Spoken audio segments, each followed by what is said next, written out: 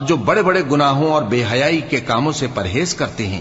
اور جب غصہ آتا ہے تو معاف کر دیتے ہیں، اور جو اپنے پروردگار کا فرمان قبول کرتے ہیں اور نماز پڑھتے ہیں اور اپنے کام آپس کے مشورے سے کرتے ہیں،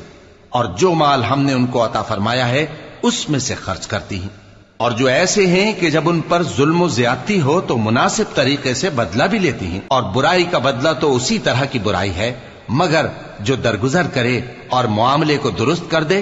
تو اس کا بدلہ اللہ کے ذمے ہے۔ اس میں شک نہیں کہ وہ ظلم کرنے والوں کو پسند نہیں فرماتا، اور جس پر ظلم ہوا ہو اگر وہ اس کے بعد انتقام لے لے تو ایسے لوگوں پر کچھ الزام نہیں۔ الزام تو ان لوگوں پر ہے جو لوگوں پر ظلم کرتے ہیں اور ملک میں ناحق فساد پھیلاتے ہیں، یہی لوگ ہیں جن کو تکلیف دینے والا عذاب ہوگا، اور جو صبر کرے اور قصور معاف کر دے تو یہ بڑی